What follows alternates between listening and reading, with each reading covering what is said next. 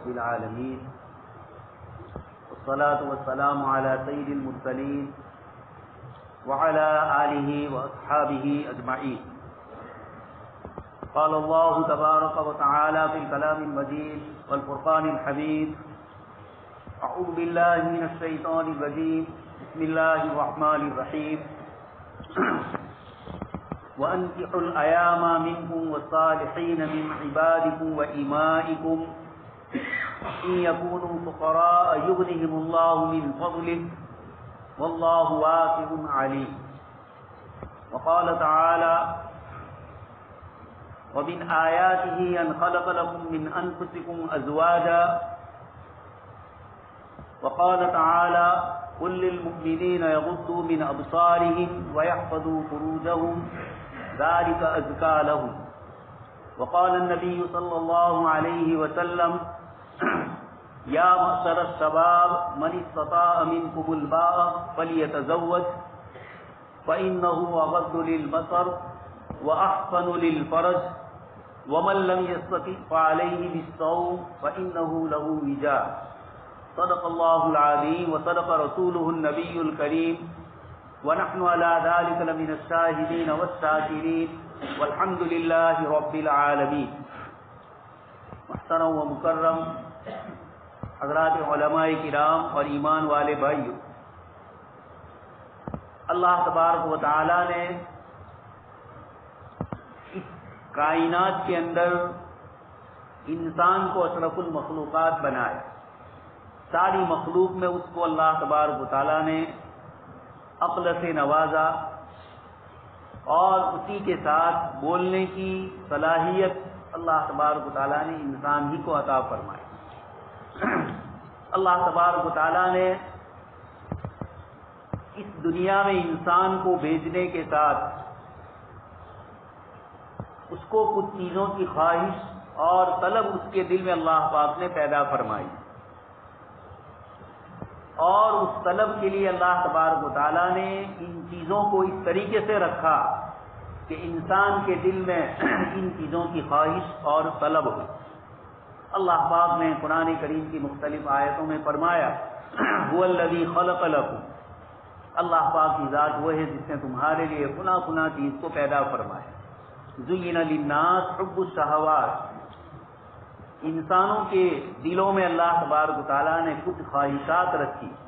من النساء والبنین والقناطیر المقنطرہ. اس میں سب سے پہلے عورتوں کا ذکر فرمایا، پھر اولاد کا ذکر فرمایا، اور پھر آگے مزید اللہ تبارک و تعالیٰ نے جو نعمتیں دی ہے، مال و دولت ہے، سواریاں ہے، گھوڑے اور جانور ہے، اللہ تبارک و تعالیٰ نے ان ساری چیزوں کا ذکر فرمایا. یہ اس بات کی دلیل ہے کہ انسان اس دنیا میں آنے کے بعد اللہ تبارک و تعالیٰ نے یہ جو دنیا میں زیب و زینت اور اس دنیا کو اس طریقے سے سنوارا ہے، انسان کی طبیعت اس دنیا کے اندر لگتی ہے اور وہ ان نعمتوں سے، اللہ پاک کی دی ہوئی ان چیزوں سے فائدہ اٹھانا چاہتا ہے. لیکن حضرت انسان اگر اپنی عقل اور اپنی سمجھ سے اگر چیزوں کا فائدہ اور نقصان سمجھ سکتا تو یقیناً انبیاء کرام علیہ السلام کو بھیجنے کی ضرورت نہیں. لیکن حضرت انسان اللہ پاک کی دی ہوئی نعمتوں کے استعمال میں اور اپنی زندگی کی شاہراہ پر چلنے کے لیے اللہ کی مرضیات کن چیزوں میں ہے اور اللہ تبارک تعالیٰ کن چیزوں سے ناراض ہے، حضرت انسان اپنی عقل اور اپنی سمجھ سے اس کو نہیں سمجھ سکتا. اس لیے حضرات انبیاء کرام علیہ السلام کا سلسلہ اللہ پاک نے جاری فرمایا. انبیاء کرام علیہ السلام تشریف لائے اور خاص کر کے جناب نبی اکرم صلی اللہ علیہ وسلم جن پر اللہ پاک نے اخلاق کو مکمل فرمایا، نبوت کو جن پر اللہ تبارک و تعالیٰ نے مکمل فرمایا، آپ صلی اللہ علیہ وسلم تشریف لائے اور انبیاء کرام علیہ السلام نے انسانوں کو اللہ کی دی ہوئی ان نعمتوں کو کیسے استعمال کیا جائے اس کے طریقے بتلائے. ان تمام انبیاء کرام علیہ السلام نے انسانوں کو اپنے اپنے زمانوں میں یہی بتلایا کہ یہ نعمتیں اللہ پاک نے انسان ہی کے لیے پیدا فرمائی. ان نعمتوں کو صرف پیدا کر کے نہیں چھوڑ دیا، انسان کے دل میں ان کی خواہش اور ان کی طلب پیدا فرمائی. اگر اللہ پاک ان ساری نعمتوں کو پیدا فرما دے لیکن انسان کے دل میں ان کی چاہت نہ ہوتی تو یقینی بات ہے کہ یہ تمام کی تمام نعمتیں اپنی جگہ پر رہیں. لیکن اللہ تبارک و تعالیٰ جو احکم الحاکمین، جن کے ہر فیصلے حکمت اور حکیم اور علیم ہے، جن کی ہر فیصلے اپنے علم اور اپنی طاقت اور اپنی سمجھ اور اپنی دانائی کی نسبت سے ہے، اللہ تبارک و تعالیٰ نے ان نعمتوں کے استعمال کرنے میں ہمارے دلوں میں رغبت نصیب فرمائی. اسی لیے حضرات مفسرین فرماتے ہیں زُيِّنَ لِلنَّاسِ حُبُّ الشَّهَوَاتِ، کہ لوگوں کے دلوں میں خواہشات کی طلب مزین کی گئی، اچھے انداز میں اللہ پاک نے اس کو رکھا، لیکن نسبت اللہ پاک کی طرف نہیں فرمائی، کیونکہ خواہش میں انسان آگے پیچھے ہو سکتا ہے. اس لیے زُيِّنَ لِلنَّاسِ مجہول کے صیغے سے کون کس نے ڈالی یہ ذکر نہیں فرمایا، لیکن ہمارے دلوں کے اندر ان طلبوں کو، ان چیزوں کی خواہش کو رکھا، اور اللہ تبارک و تعالیٰ نے ان خواہشات کو استعمال کرنے کے طریقے حضرات انبیاء کرام علیہ الصلوۃ والسلام کے ذریعے حضرت انسان کو بتلایا. جناب نبی اکرم صلی اللہ علیہ وسلم تشریف لائے. قرآن کریم میں اللہ تبارک و تعالیٰ نے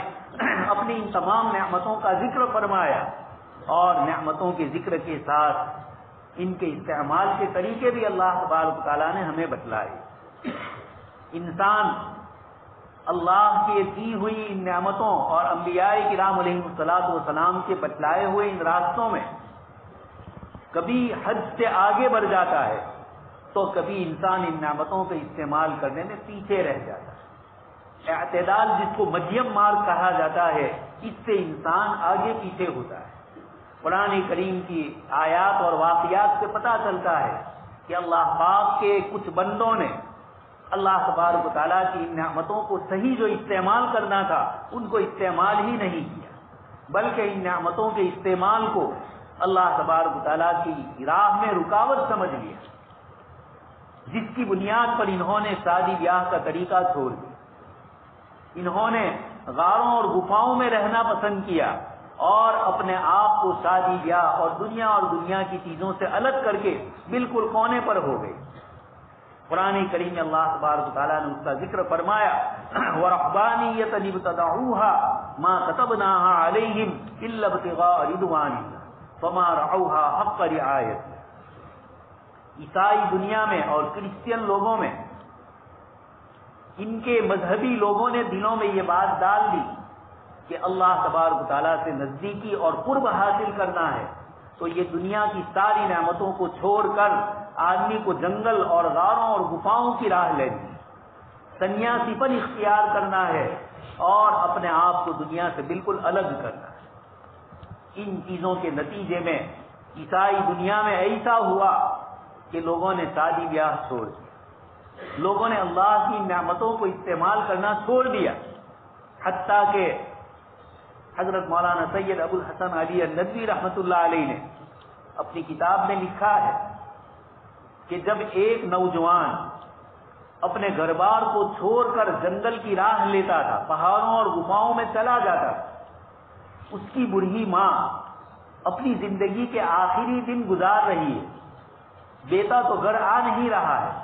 ماں کے دل میں یہ تمنا ہوتی ہے کہ میں اپنے لڑکے سے آخری ملاقات کروں. اس کے لیے وہ اس غار اور گفا میں جاتی ہے. اس کے لڑکے کو جب اندر یہ پتا چلتا ہے کہ میری ماں میری ملاقات کے لیے آ رہی ہے تو وہ اس غار اور گفا میں اور اندر راستہ پکڑ لیتا تھا. اس کی وجہ کیا؟ یعنی ماں سے ملنا نہیں چاہتا تھا، اس لیے کہ وہ یہ سمجھتا تھا کہ اب تک میں نے جو غار اور گفا میں رہ کر عبادت کی ہے، اللہ پاک کو راضی کرنے کی کوشش کی ہے، اگر میں اپنی ماں کا چہرہ دیکھ لوں گا تو گویا میں نے دنیا کو دیکھ لیا اور میری ساری عبادتیں ختم ہو جائیں گی، اس کا ثواب مجھے نہیں ملے گا. یہ تصور تھا دنیا میں اللہ کی نعمتوں کو ماں جیسی مامتا جناب نبی اکرم صلی اللہ علیہ وسلم نے جس کے پیر کے نیچے جنت فرمائے، جس کی فضیلت کثرت سے حدیث شریف میں ذکر فرمائی، قرآن کریم میں اللہ پاک نے اپنے حق کے بعد وَقَضَىٰ رَبُّكَ أَلَّا تَعْبُدُوا إِلَّا إِيَّاهُ وَبِالْوَالِدَيْنِ إِحْسَانًا، اپنے نام کے ساتھ، اپنے توحید کے ساتھ اللہ پاک نے فوراً ماں باپ کا ذکر فرمایا، ان کی خدمت اور ان کے چہرے کو دیکھنا مقبول حج اور عمرہ کے ثواب کے برابر ثواب ذکر فرمایا۔ عیسائی مذہب میں اس کا تصور یہ تھا کہ ماں یہ دنیا ہے اور دنیا سے ملیں گے تو ہماری ساری عبادتیں بیکار ہو جائیں، یہ ایک تصور تھا دنیا میں۔ آج بھی اگرچہ بہت کم مقدار میں ہے، لیکن آج بھی دنیا کے مختلف مذاہب میں اس طریقے کے لوگ ہیں جو اپنی ان خواہشات کو کچل کر کسی طریقے سے زندگی گزار رہے ہیں۔ لیکن قرآن کریم نے اس قصے میں یہ بھی ذکر فرمایا وَمَا رَعَوْهَا حَقَّ رِعَایَتِهَا، اللہ پاک نے انسان کی طبیعت میں جو خواہش رکھی ہے اگر اس کو وہ غلط طریقے سے دبائے گا تو یہ دبنے والی نہیں ہے، دوسرا راستہ اختیار کرے۔ قرآن کریم نے فرمایا وَمَا رَعَوْهَا حَقَّ رِعَایَتِهَا، پھر وہ اس کی رعایت نہیں کر سکے۔ جس عورت اور جس دنیا سے بچ کر یہ غاروں اور گفاؤں میں چلے گئے تھے، اور اسی طریقے سے عورتوں نے بھی شادی بیاہ چھوڑ کر غاروں اور گفاؤں کا راستہ لیا اور نن بن گئی۔ آج بھی میں اور آپ سڑکوں پر دیکھ رہے ہیں انسانوں کی ایک جماعت ہے، مردوں کی عورتوں کی، بیچارے سخت گرمی ہو سخت سردی ہو مخصوص لباس کے اندر، اور کچھ تو جوتے چپل بھی نہیں پہنتے ہیں اور اس طریقے سے ادھر سے ادھر دنیا کا سفر کر رہے ہیں، یہ بیچارے اس کو عبادت سمجھ رہے ہیں۔ قرآن کریم میں اللہ پاک نے فرمایا عاملۃ ناصبہ، یہ عمل تو کرتے ہیں، اپنے آپ کو تھکا دیتے ہیں۔ اس آیت کی تفسیر میں حافظ ابن کثیر رحمۃ اللہ علیہ فرماتے ہیں کہ حضرت عمر ابن خطاب رضی اللہ تعالیٰ عنہ یہودیوں کی ایک عبادت گاہ میں گئے مدینہ منورہ میں، اور وہاں جا کر آپ نے ان کے چہروں کو دیکھا کہ چہروں پر عبادات کے آثار ہیں، یعنی کھانے پینے سے الگ رہ کر لمبی لمبی اپنی زندگی کے بہت سارے اوقات اور رات اور دن کے اوقات عبادت میں لگانے والے، اللہ کی نعمتوں کو چھوڑ کر ان کو دنیا سمجھ کر اپنے آپ کو دبلے پتلے کرنے والے، کمزور اور اپاہج کرنے والے۔ حضرت عمر رضی اللہ تعالیٰ عنہ نے وہاں جا کر کہا کہ عاملۃ ناصبہ، تمہارے ہی متعلق اللہ پاک نے اس آیت میں ذکر فرمایا ہے کہ یہ بیچارے بہت کچھ عمل کرتے ہیں، اپنے آپ کو تھکا دیتے ہیں، لیکن اس کے باوجود اللہ پاک کے دربار میں ان کا یہ خشک رہنا اور ان کا یہ عبادتوں کے اندر لگنا اور دنیا کی چیزوں سے دور ہو جانا یہ اللہ پاک کو پسندیدہ ہے۔ جناب نبی اکرم صلی اللہ علیہ وسلم سے پوچھا گیا کہ اللہ کے رسول صلی اللہ علیہ وسلم، ایک وہ شخص جو سماج اور سوسائٹی میں رہتا ہے، جو اپنے پورے سماج کے ساتھ رہ کر تکلیفیں اور مصیبتیں برداشت کرتا ہے، اور ایک وہ شخص جو سماج اور سوسائٹی کے لوگوں سے ملتا نہیں ہے، علیحدہ تنہائی میں غار اور گفا میں رہتا ہے، ان دونوں میں کون افضل ہے؟ آپ صلی اللہ علیہ وسلم نے فرمایا کہ وہ آدمی جو یخالط الناس، جو لوگوں کے ساتھ خلط ملط کرتا ہے، رہتا ہے سماج میں، شادی بیاہ کرتا ہے، رشتے داریاں نبھاتا ہے، قریبی کسیلی ایک دوسرے کی سنتا ہے، سماجی زندگی کے مسائل کو حل کرنے میں پریشانیاں اور تکلیف برداشت کرتا ہے، ایک سماج لے کر بیٹھا ہے، لڑکیاں ہیں، لڑکے ہیں، بیوی ہے، رشتے دار ہے، بھائی بہن ہے، یہ سارا سماج لے کر وہ بیٹھا ہے، تو یقیناً رات دن کچھ نہ کچھ پریشانیاں آتی ہیں۔ آپ صلی اللہ علیہ وسلم فرماتے ہیں کہ جو اس طریقے سے سماجی زندگی میں لوگوں کی اس قسم کی چیزوں کو برداشت کرے، یخالط الناس، لوگوں سے خلط ملط کرے گا اور تکلیف برداشت کرے گا، یہ بہتر ہے اس شخص کے مقابلے میں جو تنہا ہو جائے، غار اور گفاؤں میں ہو جائے، جو سماجی زندگی میں نہ رہتا۔ اس لیے ایک طرف تو انسانوں کی ایک جماعت ایسی ہوئی جنہوں نے اپنے آپ کو اس طرف ڈال دیا، تو دوسری طرف ایک لمبی مدت اور خاص کر کے میرا اور آپ کا زمانہ، جس کے اندر انسانوں نے اپنی خواہشات کو پورا کرنے میں اپنے آپ کو اتنے آگے بڑھا دیا کہ انبیاء کرام علیہ الصلوۃ والسلام نے اس کی جو حد بندی فرمائی، جناب نبی اکرم صلی اللہ علیہ وسلم نے مال و دولت کے حاصل کرنے کے اصول اور آداب بتلائے، روزی روزگار کمانے کی فضیلتیں بتلائی،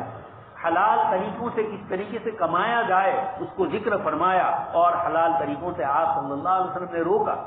تجارت کے وہ تمام طریقے اور اصول بتلائے جس کے اندر آپس میں لڑائی اور جھگڑا نہ ہو۔ یہ ساری چیزیں آپ صلی اللہ علیہ وسلم نے بتلا کر ایک طرف یہ بھی بتلایا کہ دنیا اور دنیا کی چیزوں سے فائدہ اٹھاؤ، لیکن انسانی طبیعت ہے یہ اس چیز کو نہیں سمجھ سکتی، اس لیے انبیاء کرام علیہ السلام کی تعلیمات کو چھوڑ کر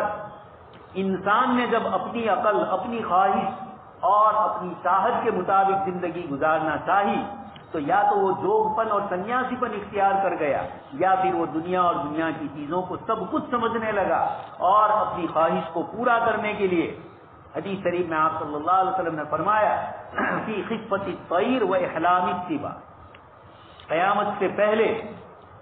حضرت امام مہدی کے تشریف لانے سے پہلے جو حالات ذکر فرمائے، اور پھر اس کے بعد جب حضرت عیسیٰ علیہ السلام بھی دنیا سے تشریف لے جائیں گے، اور آخری جو حال انسانوں کا باقی رہے اس روئے زمین پر،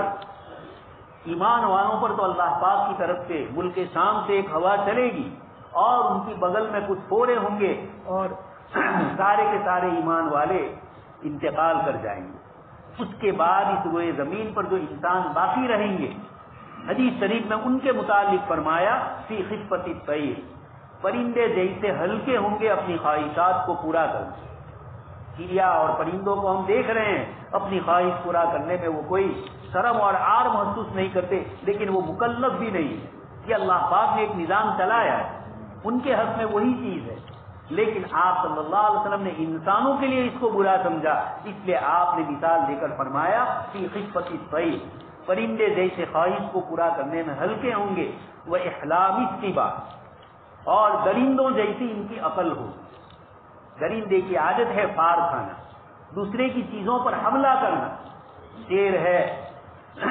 بھیڑیے ہیں، ہم اور آپ دیکھ رہے ہیں۔ اللہ کے رسول صلی اللہ علیہ وسلم فرماتے ہیں کہ دوسری نشانی ان کی ہوگی احلام الطبا، درندے سے۔ دوست اور بزرگوں، اس وقت میں اور آپ جن حالات سے گزر رہے ہیں اور دنیا نے اپنی خواہشات کو پورا کرنے کے لیے جو نئے نئے طریقے اپنائے ہیں، کھانے پینے کی چیزوں میں بھی حلال اور حرام کی تمیز چھوڑ دی ہے، روزی روزگار کمانے کے جو ذریعے ہیں ان میں بھی حرام اتنا غالب ہو گیا ہے کہ ایک مسلمان کو کاروبار کرنا ہوتا ہے، تجارت کرنی ہوتی ہے تو وہ بیچارہ کئی چیزوں کو سوچتا ہے۔ اسی طریقے سے اپنی خواہشات کے پورا کرنے کے سلسلے میں قرآن کریم نے ہمیں فرمایا قل للمؤمنین یغضوا من ابصارہم، آپ ایمان والے مردوں سے کہہ دیجئے کہ وہ اپنی نگاہوں کو نیچی کریں، ایمان والے عورتوں سے کہہ دیجئے کہ وہ اپنی نگاہوں کو نیچی کریں۔ دوست اور بزرگوں، آگے قرآن نے کچھ ذکر بھی فرمایا کہ اس کے ذریعے تمہاری نگاہ کی بھی حفاظت ہوگی اور شرمگاہ کی بھی حفاظت ہوگی۔ اور جناب نبی اکرم صلی اللہ علیہ وسلم نے بھی یہی فرمایا یا معاشر الشباب میں کہ جو تم میں سے استطاعت رکھتا ہو وہ نکاح کرے، اور جو نکاح نہیں کر سکتا تو پھر روزہ رکھنے، لیکن جو نکاح کریں گے اس کی وجہ جو حدیث شریف نے فرمائی احسن للفرج، نگاہ کی حفاظت اور شرمگاہ کی حفاظت ہوئی۔ دوست اور بزرگوں، اس وقت سب سے بڑا جو فتنہ ہے نگاہ کی اور شرمگاہ کی حفاظت کے لیے جو انسان کو محنت کرنی پڑے گی، اس سے پہلے یہ چیزیں اتنی عام نہیں تھی، لیکن آج کی دنیا نے، حدیث شریف نے تو فرمایا اپنی نگاہوں کو نیچی کرو، قرآن نے فرمایا نگاہیں نیچی کرو، لیکن ہمارا زمانہ ہے کہ نگاہ نیچی کرنے کے بعد بھی گناہ ہو رہے ہیں، موبائل کے اندر وہی نگاہ نیچی کر کے ہی سارے گناہ ہو رہے ہیں۔ تو آنکھوں سے بھی منع فرمایا اور آنکھوں کو نیچے کر کے عورتوں کی طرف دیکھنے سے بھی منع فرمایا۔ اصل وجہ جو ذکر فرمائی، حضرات صوفیاء کرام فرماتے ہیں کہ اللہ اور بندے کے درمیان سب سے بڑی رکاوٹ تعلق مع اللہ کے لیے اگر ہے تو وہ نگاہ، یہ بد نگاہی ہے۔ اللہ پاک نے جن جگہوں پر اس نگاہ کو پھیرنے سے منع فرمایا، نگاہیں وہاں جاتی ہے، آپ صلی اللہ علیہ وسلم نے ارشاد فرمایا النظر سہم من سہام ابلیس، کہ نظر یہ ابلیس کے تیروں میں سے ایک تیر ہے۔ اور ایک اور حدیث شریف میں فرمایا مسموم، زہر والا تیر جیسے انسان کو نہیں چھوڑتا ہے، شیطان کا زہریلا جو اثر ہے وہ انسان کو نہیں چھوڑتا۔ اس لیے اسلامی شریعت میں اللہ کے رسول صلی اللہ علیہ وسلم کے ذریعے اللہ پاک نے ہمیں ان تمام چیزوں سے محفوظ رکھنے ہی کے لیے نکاح کا سلسلہ جاری فرمایا. حضرت آدم علیہ السلام اور جناب نبی اکرم صلی اللہ علیہ وسلم، جن کے لیے اللہ پاک نے فرمایا ان لک فی النہار سبحا طویلا واذکر اسم ربک وتبتل الیہ تبتیلا. رات میں اللہ کی عبادت میں اپنے آپ کو مشغول کرنا اور دن میں اللہ کے بندوں کو اللہ کے دین کی دعوت دینا. جس نبی کو رات دن ایک وقت کی فرصت نہیں اور جو اخلاقیات اور اعمال کی چیزوں کو ذکر فرمائے، لیکن اسی نبی صلی اللہ علیہ وسلم کی زبان پر یہ فرمایا النکاح من سنت، کہ نکاح یہ میری سنت. آخر کیا وجہ ہے کہ آپ صلی اللہ علیہ وسلم اس چیز کو ذکر فرما رہے ہیں؟ اللہ پاک قرآن کریم میں فرماتے ہیں وَلَقَدْ أَرْسَلْنَا رُسُلًا مِّن قَبْلِكَ وَجَعَلْنَا لَهُمْ أَزْوَاجًا وَذُرِّيَّةً، کہ اے نبی صلی اللہ علیہ وسلم، آپ سے پہلے بہت سارے انبیاء کرام علیہ السلام کو ہم نے بھیجا اور ان کو بیوی بچوں والا بنایا. یہ جملہ یاد رکھے، قرآن فرما رہا ہے ان کو بیوی بچوں والا ذمہ دار بنایا. اور میں نے آپ کے سامنے قرآن کریم کی ایک آیت کی تلاوت کی، اس میں بھی وَأَنكِحُوا الْأَيَامَ مِنكُمْ، تاکید فرمائی کہ تم نکاح کرواؤ جن کی شادی نہیں. اولیاء کو، رشتہ داروں کو، بڑوں کو یہ حکم دیا گیا کہ جن کی شادی نہیں ہوئی ہے تم ان کا نکاح کراؤ، اس لیے کہ جناب نبی اکرم صلی اللہ علیہ وسلم ایک ایسا سماج اور ایک ایسی سوسائٹی چاہتے ہیں جو صاف اور ستھری ہو. آپ صلی اللہ علیہ وسلم نے خود ارشاد فرمایا کہ جو مجھے دو چیزوں کی گارنٹی دے دے گا میں اس کے لیے جنت کی گارنٹی دیتا ہوں. اور اس میں آپ نے فرمایا اپنے جبروں کے درمیان کی زبان کی حفاظت کی ذمہ داری دے، اور دوسری چیز بتلائی اپنی دو ران کے درمیان کی شرمگاہ کی جو ذمہ داری دے. زبان کے ذریعے رات دن ہم کسی کی غیبت کرتے ہیں، کسی کا مذاق کرتے ہیں، کسی کو ستاتے ہیں مختلف طریقوں سے، اس سے بھی حفاظت بتلائی اور اسی طریقے سے شرمگاہ کا بھی ذکر فرمایا. یہ آپ صلی اللہ علیہ وسلم نے اتنی تاکید فرمائی اور جنت کی گارنٹی لی، اس لیے کہ جب انسان کی نگاہ کی حفاظت نہیں ہوتی تو انسان کے اخلاق بگڑتے. اور آپ صلی اللہ علیہ وسلم نے فرمایا بُعِثْتُ لِأُتَمِّمَ مَكَارِمَ الْأَخْلَاقِ، میں بہترین اخلاق کو مکمل کرنے کے لیے آیا ہوں. اس لیے آپ نے فرمایا النکاح من سنت. اخلاقیات کا بگاڑ جہاں جہاں سے آ سکتا تھا آپ صلی اللہ علیہ وسلم نے ان تمام 100 دروازوں کو بند فرمایا. اس لیے آپ نے نکاح کے سلسلے میں اتنی ترغیب فرمائی. اور زنا کو قرآن کریم نے بھی سخت گناہ بتلایا اور احادیث مبارکہ میں بھی اس کو ذکر فرمایا. جہاں مومنین کا ذکر فرمایا عباد الرحمن کا، وہاں یہ فرمایا ولا یزنون، زنا نہیں کرتے ہیں، زنا کے قریب نہیں جاتے ہیں. سورہ مؤمن قد افلح المؤمنون، سورہ مؤمنون میں ایمان والوں کی صفات بتلائی والذین هم لفروجہم حافظون، اپنی شرمگاہ کی حفاظت کرنے والے، یہ ایمان والوں کی اعلیٰ صفات ذکر فرمائے. والذین یقولون ربنا هب لنا من ازواجنا، یہ آیت کریمہ کے ذریعے دعا بتلائی گئی. فوراً اس کے بعد یہ بتلایا کہ تمہارے اخلاق اچھے ہوں گے تو آنے والی اولاد اور آنے والی نسل بھی اچھی ہوگی اور پھر چین اور سکون زندگی کا ملے گا. قرۃ عین، اولاد کے ذریعے آنکھوں کی ٹھنڈک نصیب ہوگی. یہ تب ہوگی جب کہ ہم اپنی اولاد سے پہلے، حدیث شریف میں فرمایا تنکح المرأة لأربع، شادی کی جاتی ہے عورت سے 4 وجوہات سے، اور اخیری وجہ ذکر فرمائی دین کی بنیاد پر کامیاب ہو جاؤ. جب دین آئے گا تو باقی ساری چیزیں اس کے تابع ہو کر آ جائے گی. اس لیے دوستوں اور بزرگوں، اسلامی شریعت کے جو 5 بڑے مقصد ہیں اس میں سے ایک مقصد ہے حفاظت نسل کی حفاظت. سیدنا آدم علیہ الصلوۃ والسلام سے لے کر قیامت تک جب اللہ پاک نے نسل انسانی کو اس دنیا میں آباد کیا اور ایک نسل کے بعد دوسری نسل آگے بڑھ رہی، اللہ پاک کا منشا ہے، چاہت ہے کہ ایک نسل کے بعد دوسری نسل باقی رہے اور صحیح اخلاق اور اچھی تربیت کے ساتھ باقی رہے. اور یہ نکاح کے ذریعے ہو سکتا ہے، زنا کے ذریعے نہیں ہو سکتا. اس لیے اسلامی شریعت نے نکاح کی اتنی فضیلتیں اس لیے بتلائی تاکہ نکاح آسان ہو جائے اور زیناکاری پریشانی والی دور کرنے والی اس کو، یعنی انسان اس سے دور ہو جائے، اس طریقے کی آداب اور اصول ذکر فرمائے، زنا کی اتنی قباحت اور برائی ذکر فرمائی تاکہ اس کے ذریعے صاف ستھری سوسائٹی قائم ہو، اچھے اخلاق قائم ہو۔ یہ جناب نبی اکرم صلی اللہ علیہ وسلم نے ہمیں بتلایا۔ اس لیے نکاح کے سلسلے میں اور سماجی زندگی کے سلسلے کو بھی ہم دین سمجھے۔ آپ صلی اللہ علیہ وسلم نے اس کو نماز اور روزے سے زیادہ معاملات اور معاشرات، سماجی زندگی کو اور لین دین کے معاملات کو آپ صلی اللہ علیہ وسلم نے زیادہ تفصیل سے ذکر فرمایا۔ اس کی وجہ یہی ہے کہ لوگ نماز کو تو دین سمجھ لیتے ہیں، لیکن شادی بیاہ کے معاملات میں ایک دوسرے کے حقوق ادا کرنے میں لڑکی والے، لڑکے والے، لڑکی اور لڑکا، میاں بیوی کے حقوق کیا ہے، ذمہ داریاں کیا ہے، یہ سب چیزیں ہم نہیں جانتے ہیں، اور اسی بنیاد پر آج ہماری سماجی زندگی کڑوی بن رہی ہے۔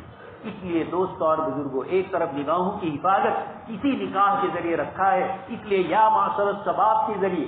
جناب نبی اکرم صلی اللہ علیہ وسلم ہمارے نوجوانوں کو تنبیہ فرماتے ہیں۔ ایسا لگ رہا ہے کہ اس زمانے میں تو اتنی برائیاں نہیں تھی،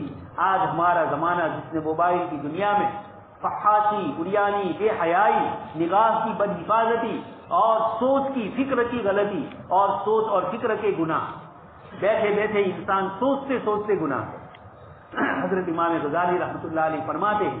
ایک آدمی نے اگر ماضی میں کسی زمانے میں کوئی گناہ کیا اور ایک مدت کے بعد اس کو وہ گناہ یاد آئے اور اس کو اس وقت اس گناہ کی لذت محسوس ہو رہی ہے،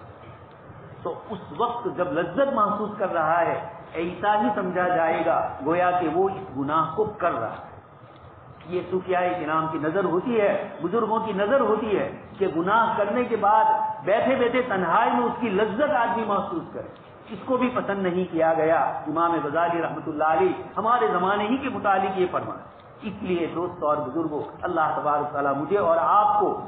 ہماری نگاہوں کی بھی حفاظت کرے اور ہماری شرمگاہوں کی بھی حفاظت کرے، اور اس کا جو بہترین ذریعہ ہے نکاح، ہمارے نوجوانوں کو اسی سلسلے میں اپنے آپ کو آگے بڑھنے کی توفیق نصیب فرمائے، اور زیناکاری بدکاریوں کے جو راستے ہیں اللہ تبارک تعالیٰ امت مسلمہ کی، مردوں کی اور عورتوں کی، بچوں کی اور بوڑھوں کی اللہ تبارک تعالیٰ اس سے حفاظت فرمائے، اور اس ہونے والے نکاح کو اللہ تبارک تعالیٰ قبول فرمائے۔ آمین وآخر دعوانا ان الحمد للہ۔